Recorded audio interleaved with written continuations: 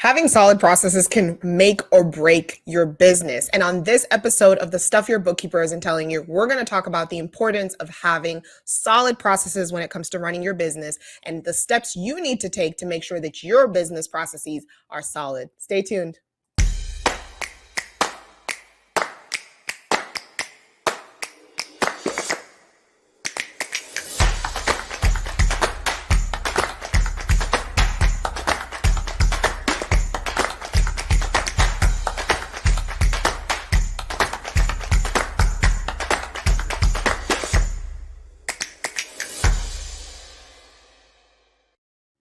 Welcome back to another episode of Stuff Your Bookkeeper Isn't Telling You. I am Lola Turner, your host, and joined with me is Mr. Terrell Antonio Turner, my co-host. Welcome to another episode. Today, we're going to be talking about the importance of having processes in your business. And when I think about processes, sometimes when people think about the word processes, it sounds really boring. But honestly, I really think that processes can be like, as you said, Terrell, like the bane of your existence. Like if you don't have solid processes in your business. And I have had multiple experiences, positive and negative, on both sides of the spectrum of what, like, having solid processes look like. So I'm excited to talk about those. So let's jump into the episode. Absolutely, yeah. I think this one is probably something people don't think about when it comes down to talking about how do I become more profitable.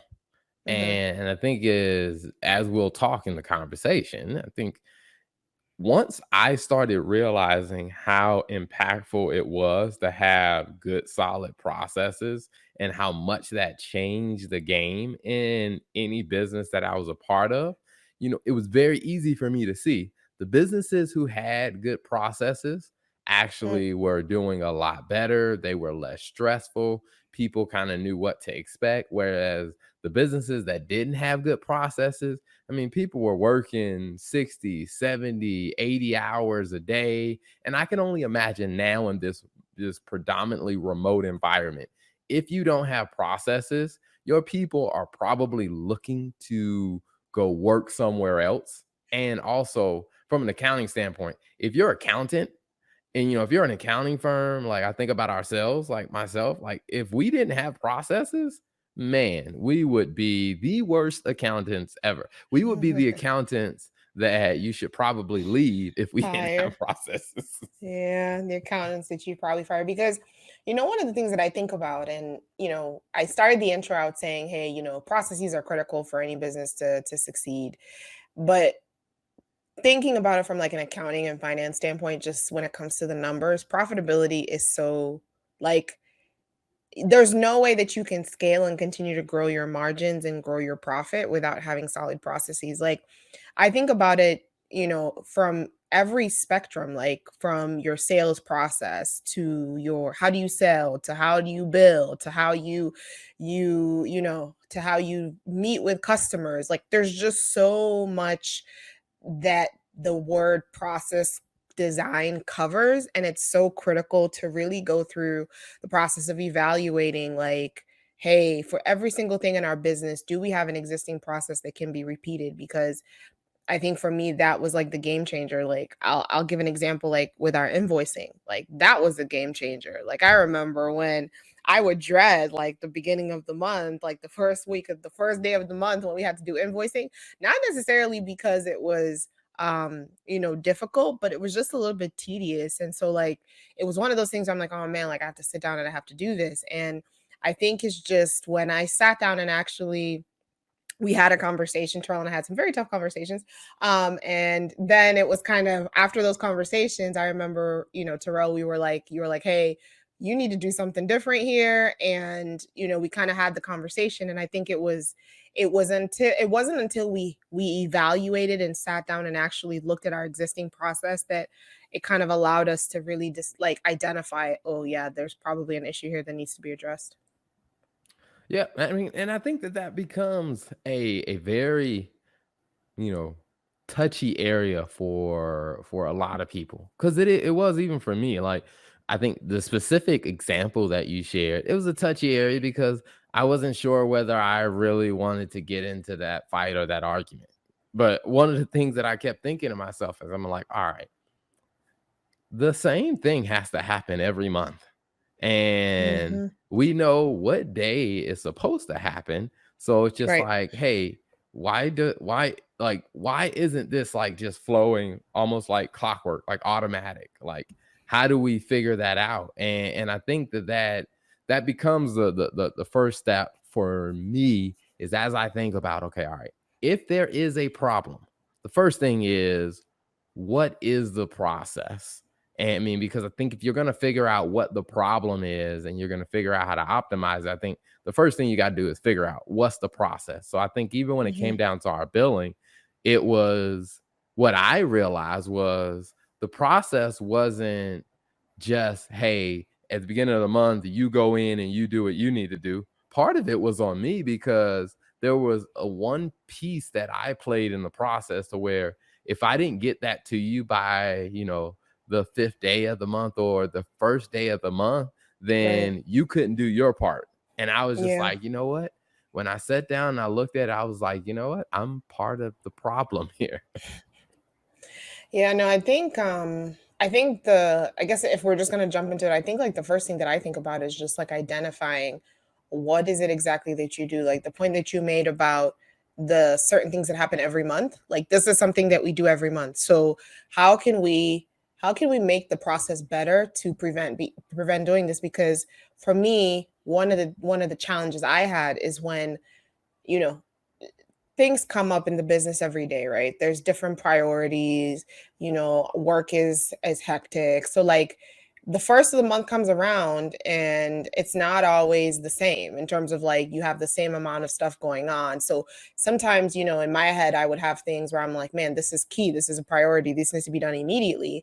And then that would mean like the billing would sometimes fall to the side or would be delayed. And it's just like, no, like if you had a solid process, then you would have kind of already had that set up to basically work and do what you needed it to do. And then you could have focused on maybe, some of the manual billing that needed to be done doing that. But I think like that was often the problem is like when something else came up that seemed appeared to be more of a priority and like I was overloaded with stuff I needed to get done, then by the time I got back to it, like it's like, okay, now you're like 3 days behind schedule of when we should be sending these things out. And I think just there was just for me like multiple things. I think it was just not a solid understanding of the process, like or exactly of what exactly you should be doing and when you should be doing it. Like I clear deadlines or whatever. And I think that kind of made it difficult for us to really even have a conversation about like, okay, these are the expectations. This is what needs to be done. And I feel like I'm jumping a little bit ahead, but I think that was kind of the big thing for us. Yeah, I mean, because as you said, I mean, times get busy, different things come up. There's so many different things that pull us in different directions. One of the things that I found to be interesting is stressful times, they reveal weaknesses in your process, or they Mm, reveal when you don't have a process at all. I mean, mhm, because mhm. I think about when we were in the UK and sometimes, I mean, they should be like things that are like exciting and stuff like that. Like I was in the UK at a conference and you were back here in the US and we were talking on the phone and you were like, "Hey, congratulations on the new client." And I was like, "Well, what client?" And it was like, "Oh, the person paid." And I was just like, I'm just like, how much did they pay? And you were like, well, they paid the first month and plus they also paid for a cleanup service. And then it dawned on me. I was like, oh shoot. Like I have no problem. Like people were paying, but we didn't have a process for like, hey, once we do the sales process or once we meet them, we send them a proposal, they click on the link, they pay the fee, and then I was just like, "Oh, shoot, I don't have a process for what happens next." Right, like the onboarding process. And I think it's because, and I think honestly, like for me, that's a clear indication. Well, I'd say one thing. We made progress. Like, I'm gonna give us credit because we actually made progress in the fact that we were able to get somebody. I mean, you did obviously the sales pitch, but somebody was actually able to sign a contract and pay us upfront, like ahead of time, without us manually touching the process. So that's progress right there. But to your point, we didn't have a solid onboarding process at the time, and it was just like, yeah, we need to have something that, so the client doesn't just feel like, hey, you just took my money and then like you hear from me like, in a couple of weeks. And I think because you inserted yourself in the process, right? It kind of needed you to happen. And the question was, okay, how does this process happen even if you're not there? Yeah, no, that was so true because that day I was at the conference and I had sat in on one of the sessions from the guys from one of the tech companies. He was presenting on a master or having a killer onboarding process. And I had Mm, literally like taken notes, was like, all right, here's what they said. And then when I got back to my Airbnb that night, after the same night that you called me, and I mhm, went back to my Airbnb and I was like, I pulled out a piece of paper and I just started writing out like, hey, here's what the process is gonna look like. And one of the things that I started realizing, I was like, oh man, there's a couple steps that I wasn't prepared for mhm, because I mean, I was doing it one by one, like as we were getting on new clients, because honestly speaking, back then we probably only had the capacity to onboard two, maybe three clients in a month because we right, just didn't have a good process. I mean, and if four people would have signed up for our services, at least two of them, maybe one, but probably two would have been mad because I'd have been like, I know you just paid me, but I can't help you for another 3 weeks. right, Because right. we just didn't have a process, and that situation let me know like, hey, kind of step one, I think, if the recommendation that I give people is to actually just document what the process is. And it doesn't even have to be anything pretty, because the first time I did it, I mean, I just pulled out a scratch sheet of paper, and I think I wrote it on the back of something else, but I just wrote it out of like, okay, what is step one? They reach out to me. Okay, all right, what happens next? What happens next? All right, after they sign the contract, what's the next thing that needs to happen? And then just started going through listing out the process. And one of the things that I started realizing is like, oh my gosh, I made this more complicated than it needed to be. Mm, yeah, no, that's a good point. I think the first thing, like you said, is just writing it down. And I think oftentimes we assume like it's going to take so long to develop the process. Like for me, I'll Mhm, be honest, I have a tendency to be like, I don't know if a perfectionist is the right word or a procrastinator. I don't know. It's like a combination of like perfectionism and procrastination.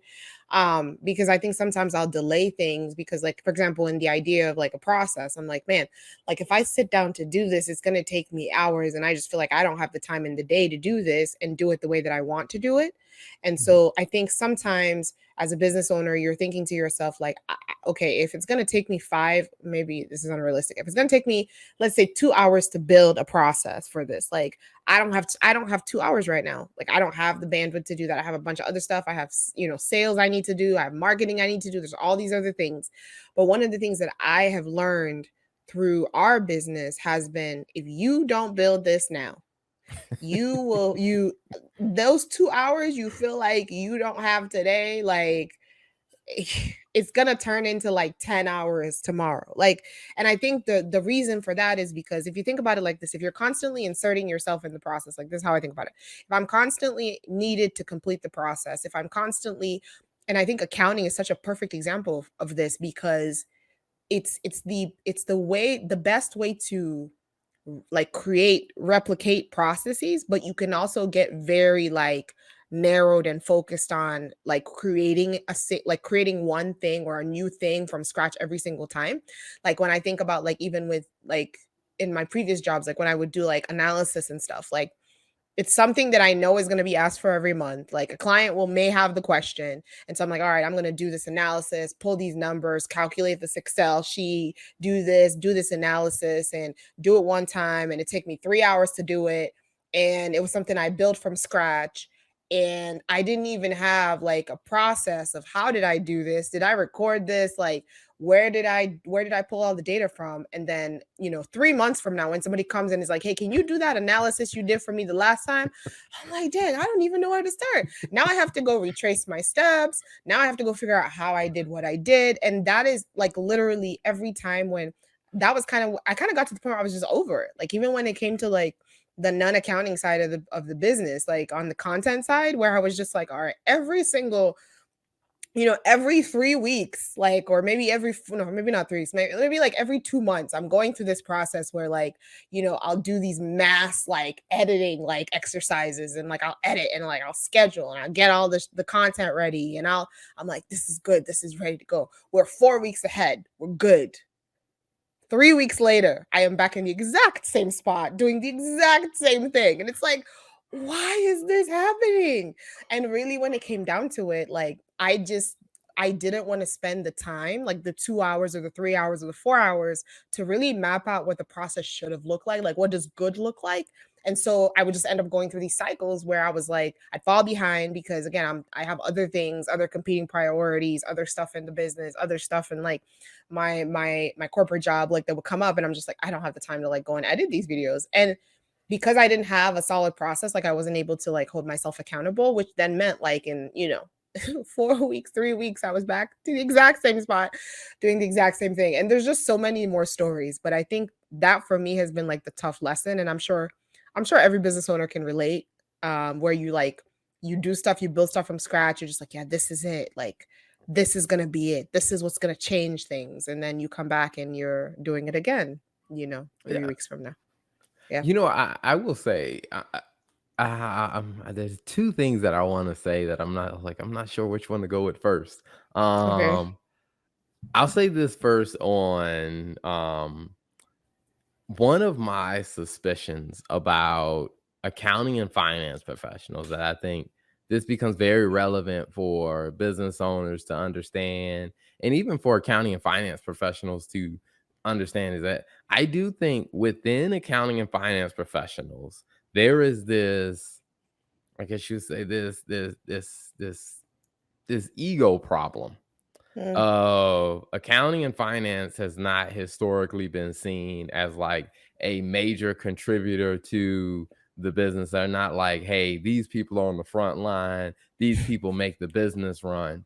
And I often think, and I was guilty of this myself, is that sometimes I think it is self-inflicted, because when we do like these analysis, we do it in a way that isn't very repeatable, is mm, complex, because this is the time that everybody else has to come to us this is like, it. hey, This is this it. is my chance to be on the stage, and I'm gonna This make is them my need time me. to shine. I'm gonna be like, sometimes like when people ask like, oh yeah, like I remember like like my there's a role I had or whatever, like my last role where like I worked in corporate, and I remember, like at the beginning, like where some people would just be like, man, like, and this is something people used to say, like, my counterparts, like, man, like if somebody asks you how long it's going to take to build this model, tell them like 5 hours. Like, like sometimes you just be like, I just want you to know that this is difficult. Like, this is not just 1 + 1 = 2. Like, I'm gonna have to build this, I'm gonna have to pull this data, I'm gonna have to do this analysis. It's just like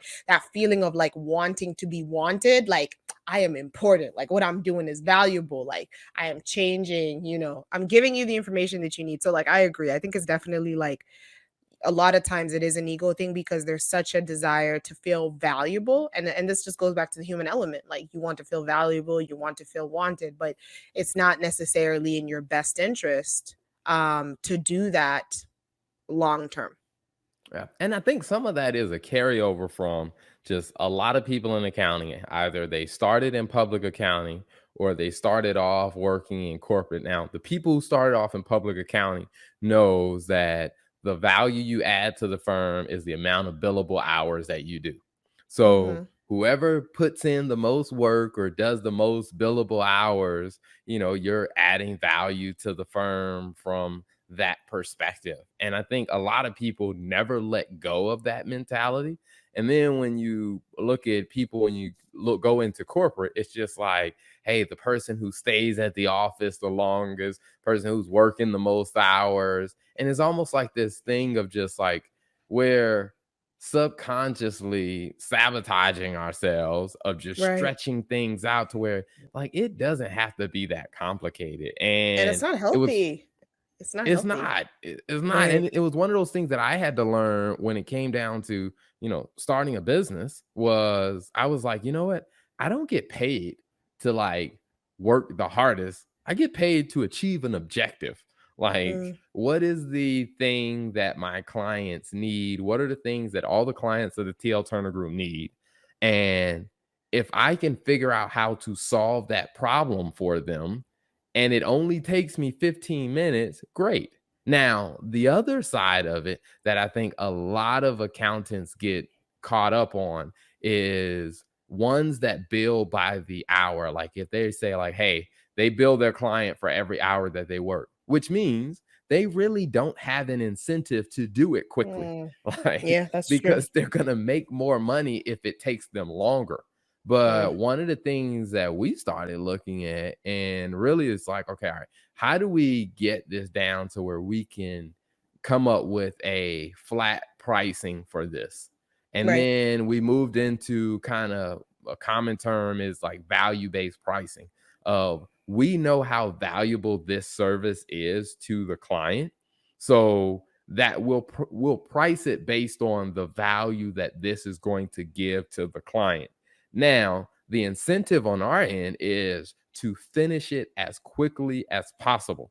And I think Mm, the only way we were able to start doing that is to just have processes. And one of those things that I think about as I talk to like people who like to be I guess you say, once a quarter, finance people get to be the hero of the business, or once a month, the finance people get to be the heroes in the business where everybody's like, hey, I need my numbers. Well, we're waiting on finance. You're waiting on finance too? Yeah, you're waiting on finance too, to where it's like oh finance is gosh. like the number one people in the business because they're Yeah. taking so long to get the numbers. Yeah, no, I remember those days. I don't But miss I them. do think but I do, the other point that I wanted to make was, that one of the things that I realized that was very eye opening for me is when I started documenting processes that it really wasn't that complicated. Like, for the people that are viewing and, listening to our conversation, I'll do a screen share to show like this was the process that I wrote out when it came down to like, the sales process and actually getting the client started to where I'm like, it was really this simple. And part of that Mm, came from just sitting back, writing it out. And it probably took me 2 or 3 times to write it out before I realized, like, hey, here are all the key pieces in the process. Because everybody was going through this process. Any client that we started was going through this process. And the right. clients that we had skipped a step on, we ended up having some headaches and some issues. So when I took a step back and said, all right, we're going to implement this is our new system. One of the things I started realizing is I'm like, now the whole sales process isn't dependent on me. I can start getting other people in the team plugged into the process, which means I don't have to do all of it. So I think of laying the process out and then starting to ask myself, okay, who else on the team can be involved in this step, or who can be involved in this step? And once we started doing that, what I noticed is our capacity to onboard clients went from like 2 to like we can onboard like 8 a month with our current capacity. And we're hiring more people to where we can do more, to where I'm just like, you know what? I should have like laid that process out like from the beginning. I should have laid that process out. Right, and you made a good point about, like, missing steps because I think oftentimes when you miss that step because you don't have a process, you forget or something else comes up, like, you pay for it down the line, like you said, right? So, Mm, like, in our case, for example, when you onboard a client and you forget to do something, like especially like maybe you forget to get access to the right system, or there's certain systems you need access to that, hey, you weren't aware of. And then you come and you start closing the books and you're like, where are these transactions coming from? Or where is this tied to? And then it becomes a conversation that takes up time, and then you delay closing, which means you delay getting stuff to your client. So, or you have to work long hours to still kind of do that deliverable. So it's definitely a I'm a firm believer, and I've learned this lesson so many hard times and so many times, and I've been burnt so many times of just like do the hard work today so you don't have to do super a lot of hard work and long hours tomorrow, because trust me, it will come back to bite you in the butt. And like I have learned that tough lesson multiple times. Do Yeah, you think by yeah. now I would learn? I think I've gotten better though. I have gotten better. I'm just I not will like, say you've gotten a lot better. You yeah, have I gotten a have. lot better because I And mean, I I think and that's the thing is, I think it takes time to develop that skill because I think even in the evolution, as I mentioned about, I wrote out the sales process, and it wasn't like, hey, the first time I was sitting in that conference, I wrote out the sales process and it was perfect. It took like two more iterations to where I mm, would write it out, and then next thing I would do is then you kind of test the process. So I mm, wrote out the first version and I'm like, okay, let me test it. All right. So if I hypothetically, if I took a client through the first version of the process that I did, and that's where I realized, oh, I was missing a step. Then I had to go back and do something else. And I'm like, okay, all right, we need to add that step in. And after about two times of testing it, that's where we kind of got down to, hey, these six steps are the ones that we need consistently involved. And I think that testing part is the part that I think people tend to avoid, mm. because most people feel like, well, if I'm a designer process, I gotta take a whole day off and go on a retreat, go do some silent meditation, and then I'm gonna come up with the perfect process is gonna hit me. And I'm just I mean, like, ah. I think a retreat would be nice, and I think a silent meditation would be nice, but you have to start somewhere, right? And I think part of the reason also is like you need a silent retreat and you need to get away is like I find like sometimes when I'm so like my head is so filled with things is oftentimes because I've let it compound, because I don't have solid processes and because I'm kind of dealing with everything as it comes on a whim. Like, now it's easy for you to like when you have processes established, it's easy for you to be like, okay, this needs to go through this. Like this is, versus having to kind of go through the process of engineering every single situation that comes your way. Absolutely. I mean, and I do think that there is a value to it, but I think the reality of it is that we don't have the luxury of just, shutting things down and then just going off like, hey, I'm gonna go fill out this process. Especially if you don't already have processes. Mm, Like back when we didn't really have that many processes and we didn't have staff, you couldn't just shut the business down and be like, hey, we're going on a 2 week silent retreat, clients, we'll see you when we get back. right, Like right. that just wasn't, I mean, and I think what we had to do is to do it, gradually, little by little. Like, hey, we came up with a framework with I call it, some people may call it a rough draft. I always say is I just want your first and ugliest version. Hmm. Because I know it's gonna have holes in it, but I think that's where we started with is like, let me get the ugly version of the process. And then over time, we'll massage it and work it to where it looks a lot cleaner, it feels a lot prettier. But I do think you got to start with that ugly version and then just test it until you start to build up and fill in the gaps where the gaps exist. Right.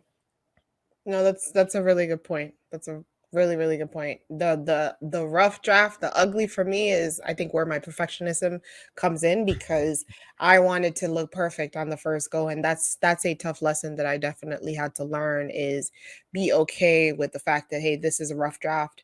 Because I think one of the things that I've also learned through that is just being okay with the not being perfect, is when you socialize that process. If you have other people that work in the business with you, like for example between us, like when you socialize it, as is. Like, it's you have then you can kind of there's still room, and this is something that you and I've talked about so much, like, there's still room for feedback and morphing based on that feedback.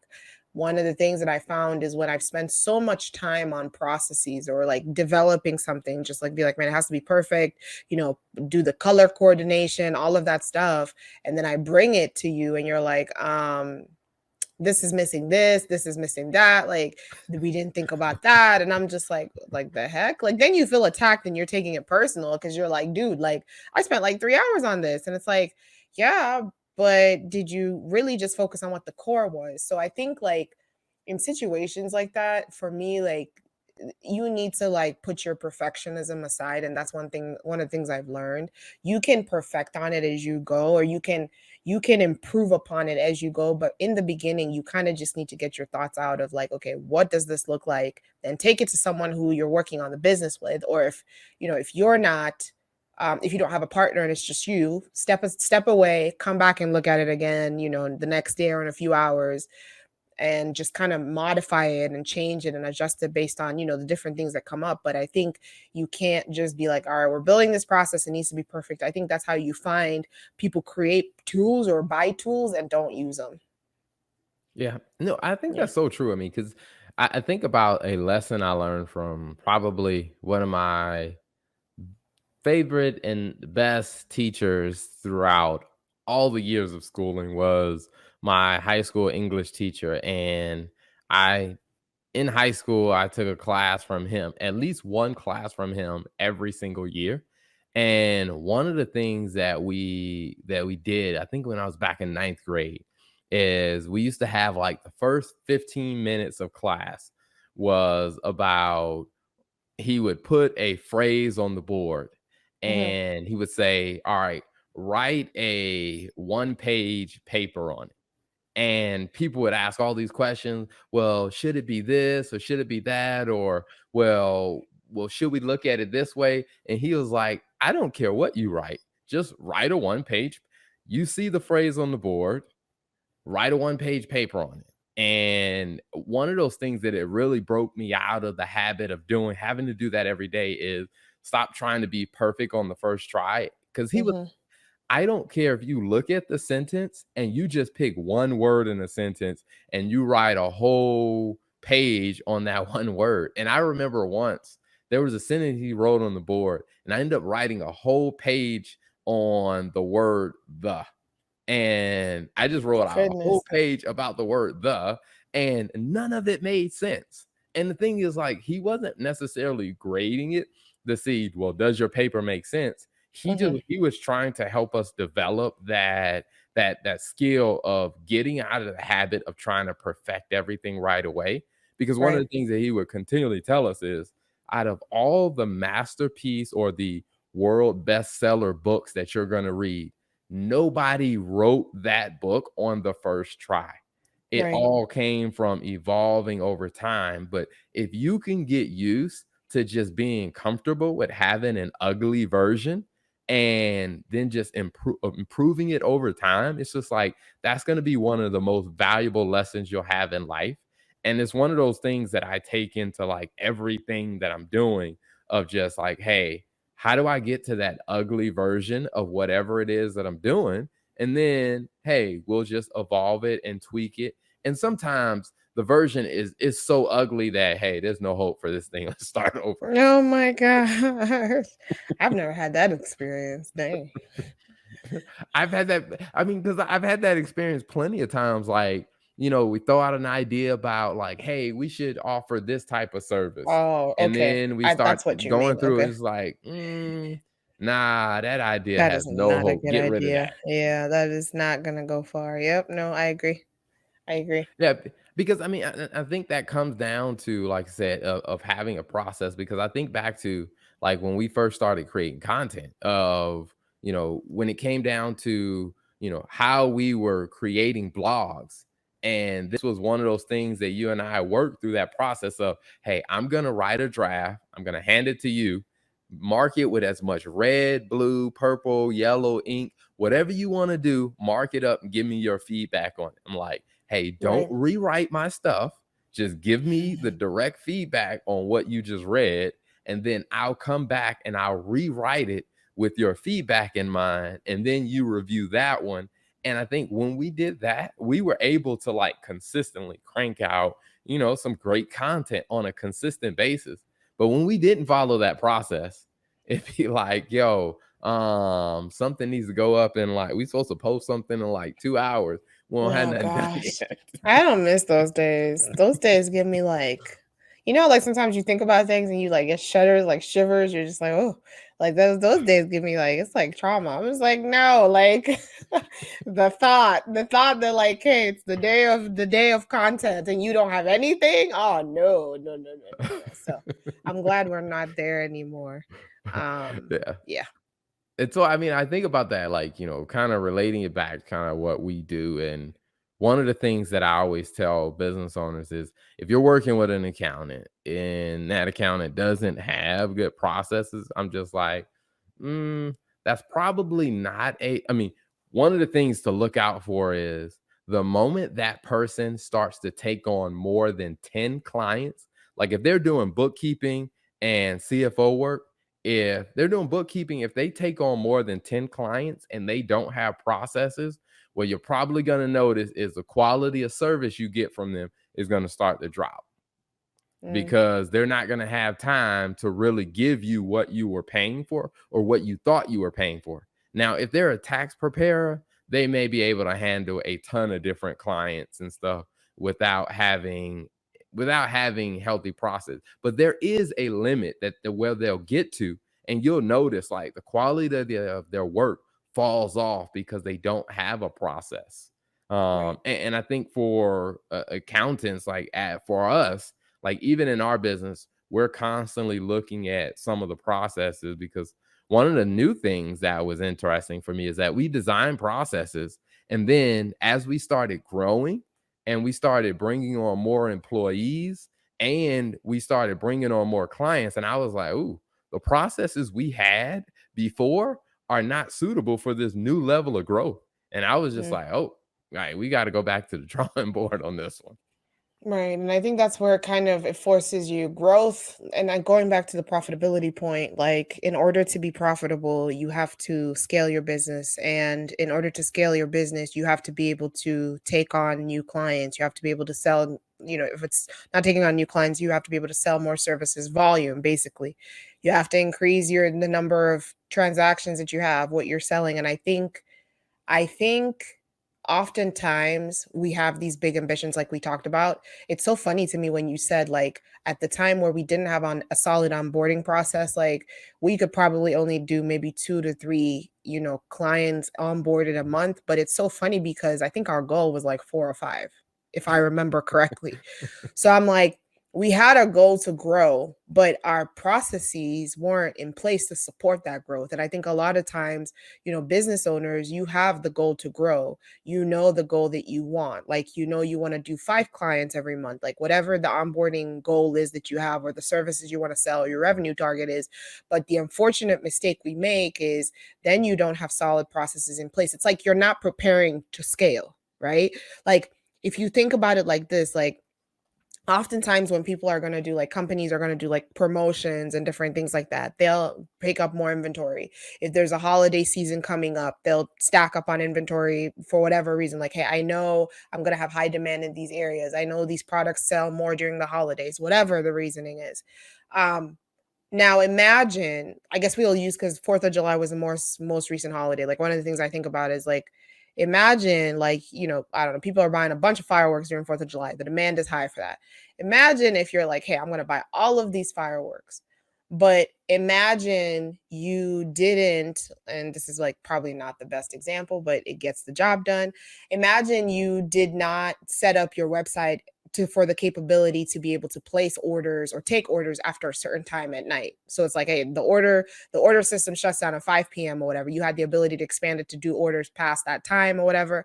And it's just like, or you didn't have a process in place that says, hey, when volume reaches X, or hey, when this happens, this is how the process should work. You may get the orders and you may get the demand, but like we were saying, Terrell, like you were saying, like You might have, like, let's say we got 4 or 5 clients, then yeah, the 3 clients are happy, but then there's 2 other clients that are suffering because of your lack of an adequate process to onboard them. So I think going back to like profitability, in order for you to have a profitable business, you have to have processes in place. You have to plan for where it is that you're going. Yeah. I mean, one place that we consistently see that happen, and when it does happen, it is very frustrating, is when you're traveling and you go to an airline and they say, well, we overbooked the flight. And in my head, I'm thinking like, Yeah, all right, it is the flight is supposed to leave in 2 hours. right. You didn't know you overbooked the flight like before, like two I think it, hours. yeah, I never really quite understood how that works, honestly, because I'm like, first of all, I am never canceling the flight. I mean, it has something has to happen for me to be like, I am canceling my flight. Like, I think the only time I've ever canceled a flight was like COVID, when we had some plans to go somewhere and somebody caught COVID. Like, I am going. So I'm like, who is not showing up? Who is not showing up on their trip the last minute? And I don't know if it's just maybe they're assuming, hey, X% of people are gonna miss their flight because they're gonna be late. X% of people are just not gonna show up. Who I'm like, you got, I mean, I don't care how much money I have. I am not showing up for my flight. Like, I will be there.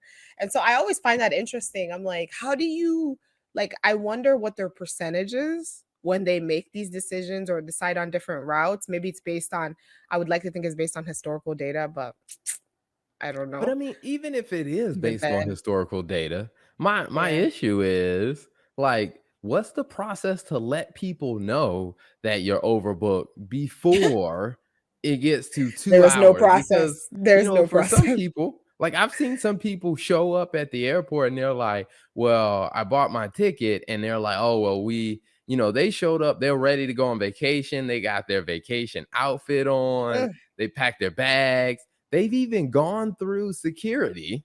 So they've already, put their luggage on the belt. So their luggage is headed on the plane.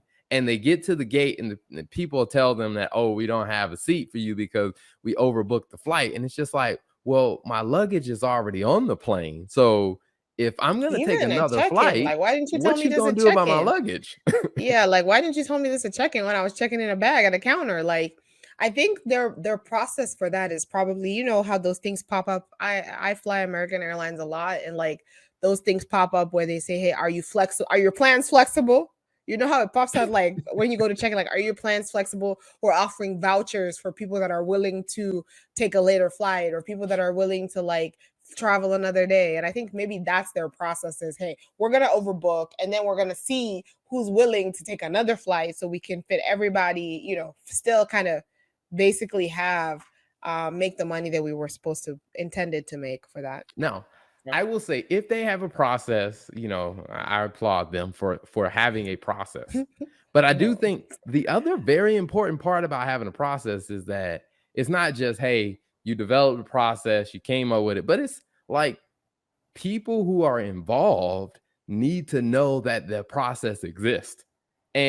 And I think that's where the ball gets dropped. Whereas, like, hey, when it comes to flights being overbooked, if other people don't know the process exists, then you're just gonna have a bunch of people who are upset, who are disappointed. And even in the business setting, like I think about like one of the most painful things to do in business as a accounting and finance person is to go through an annual forecast and planning process.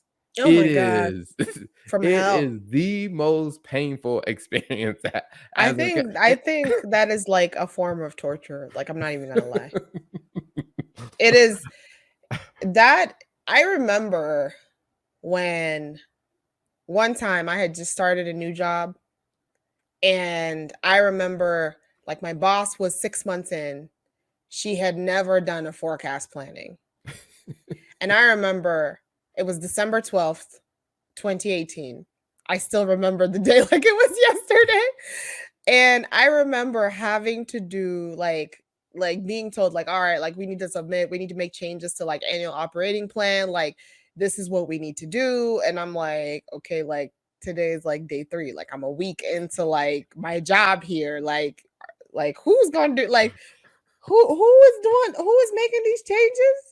And I remember like having to work like on the holidays to like figure that out and like figure out how to load and do all that nonsense like a week into my job where I was working. And then I remember having to also do the forecast and planning process in Jamaica on my birthday. I mean, there's just so many bad memories with the forecast planning process. I remember being like, man, did it load? Did it load? Did the system take it? Listen, I will say, definitely a horrible memories when it comes to forecast and planning. I I was don't miss having a it at all. conversation with a friend of mine on LinkedIn today because he had posted something about tips for finance professionals and accounting professionals about the forecast planning process, and Mm, it's a pretty detailed message that he shared. So shout out to my friend Paul, Paul B, the FP&A guy. Look him up on LinkedIn.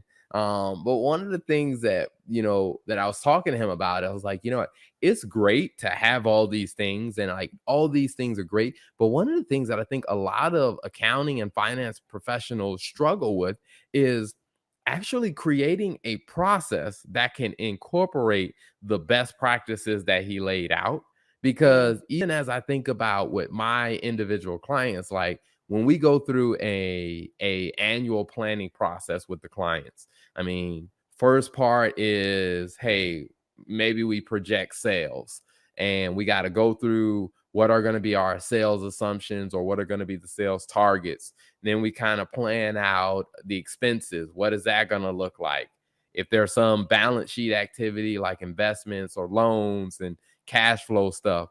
I mean, and it is a process to go through it. But one of the things that I realize is finance professionals, if you don't have a very clear process of how you're going to approach it, and you mhm. don't educate other people about what's going to happen in the process, that thing Mm, becomes an absolute nightmare. yeah. And it's something that I think that at some point I hope that that we do a better job of incorporating better processes. And I think back to like where I really learned processes was working with engineers in manufacturing and supply chain. Because there was one experience that I had where I was working at a manufacturing plant. And one of the cool things that they did is they used toys to help everybody understand what was happening in the process. And we called it Legoland, to where Mm, they had this massive table that had where they set up dividers in this table, and each column on the table represented a part of the process. And so what we would do is every time, and we were doing some pretty big parts for like aerospace. So every time a new major part went through the production line or went through the stages of the process, what we would do is you would add a Lego to whatever step that part was in. And so every morning when people walked in, they could see how many aircraft parts were at stage 1 or how many were at stage 5. And it was mhm. this constant visual to where everybody could clearly see what the process was, and they could see where things were in the process. And I thought it was so phenomenal. And one of the things that that I think that a lot of businesses, even ourselves, we can benefit for, and this is one thing that I'm not all that great at. I think you are far better than I am, is taking that Lego concept and doing it in a electronic format. So Mhm. I would love to hear, what are your thoughts on using like some of the tools, like whether it's ClickUp, Asana, Monday.com, or whatever new one that you found that you love?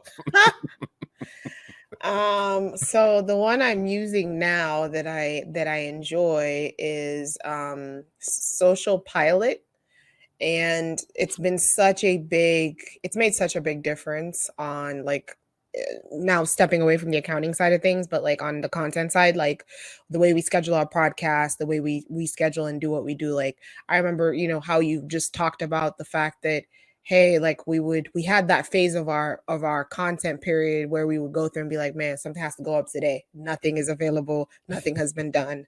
To where now, like, these tools are great because they allow you to kind of schedule in advance. And so you can schedule in advance as much as you can and record and build content. And so the key is to kind of stay ahead of the game. And so for me, I think the tools are great, but the tools only work when you have an actual process in place. So like for me, for example, the like with the content, like one of the things I had to establish is like for the content team that we have is, okay, what is each role responsible for? What's the admin responsible for? What's the content scheduler responsible for? What needs to, I literally had to go in a Google sheet and say Monday, Tuesday, Wednesday, Thursday, Friday, Saturday, Sunday. What's each person responsible for? What needs to be done on this day? What How does that impact each member of the team? And like until I did that, I wasn't even able to properly leverage those tools because I remember, initially like I tried, ClickUp, for example, and ClickUp was good when it worked, right? Again, it's all great when these tools have a solid process in place, but ClickUp was one of those where I didn't really have a solid process defined for how we edited our content at the time. So we were paying for these services or these tools, and I wasn't really maximizing them. So I think ultimately, like tools like Monday.com are great. Tools like we use Dubsado for our invoicing for some of the fixed invoicing that we do. On a monthly basis. But like Social Pilot has been great because it allows me to kind of, because now I have an actual process, I can follow that process and make sure that our content is getting posted timely. And I know a lot of people are like, man, like how do you guys do all these podcasts? Like we do these podcasts efficiently now. It wasn't always the case. We do these podcasts efficiently now because we have a solid process. And after the process, which Terrell had been getting on me for like maybe like almost a year. I'm not even gonna lie, almost a year about like having solid processes, and it makes it easier to really like execute and get things done. So I think the tools are great, but you always got to remember like the tools don't do what you need them to do. Like the tools don't build the process for you. So you have to make sure that you have a process in place so the tools can do what they should be doing for your business.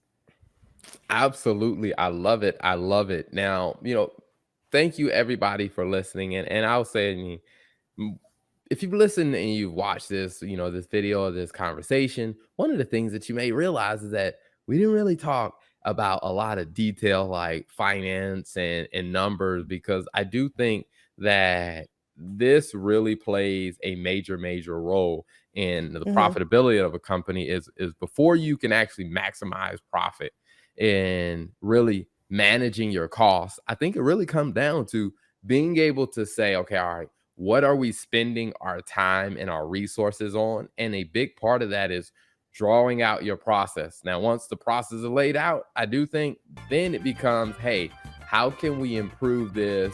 Because every step of the process actually adds or is building on more cost or is taking more time, sucking up more resources.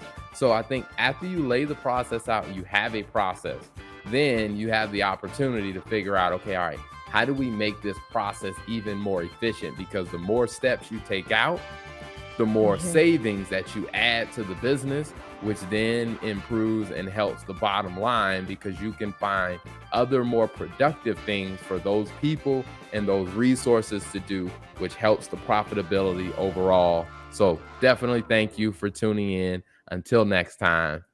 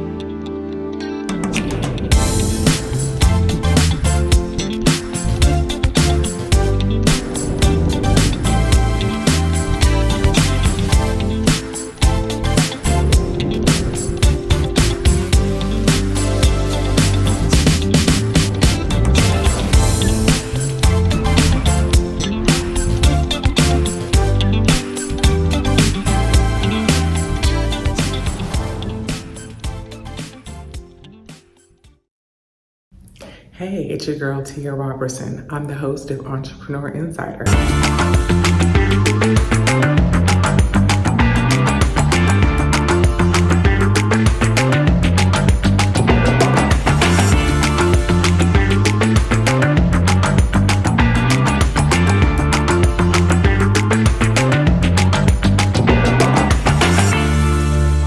Right here on RETV every Thursday at 6 p.m. Eastern for entrepreneurs and news that you need to know about. See you there.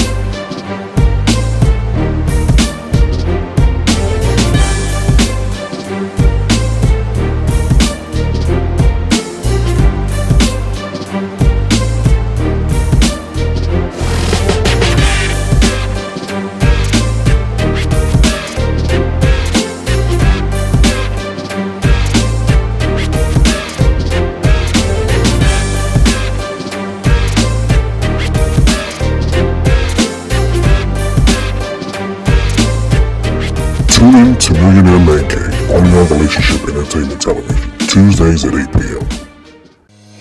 This is Tyron and Nicole with your weekly RATV news break. Each Thursday at 12 noon Eastern, we'll come to you with the latest news, trends, and more with a positive spin.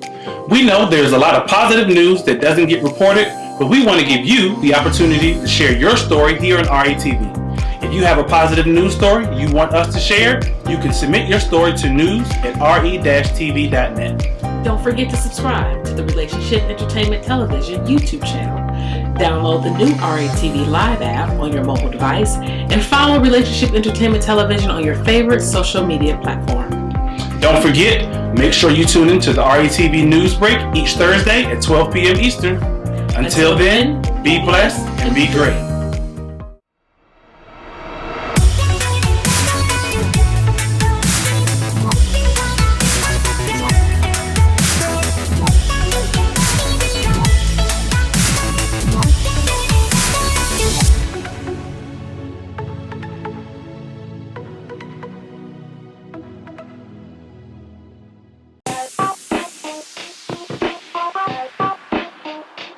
Welcome to What's Going On? My name is Demita Joe. Each Wednesday, you can find me here at 3 p.m. I'll be over here discussing different things that are going on and try to bring you a boost of positivity for your week because we all need this. We're going to share some feel-good stories. We might find a hometown hero. We may take a look at some trending topic. And sometimes we might even find a lesson in a not-so-warm and fuzzy story if we can. I'm Demita Joe, and I'll see you guys on the next episode right here on What's Going On?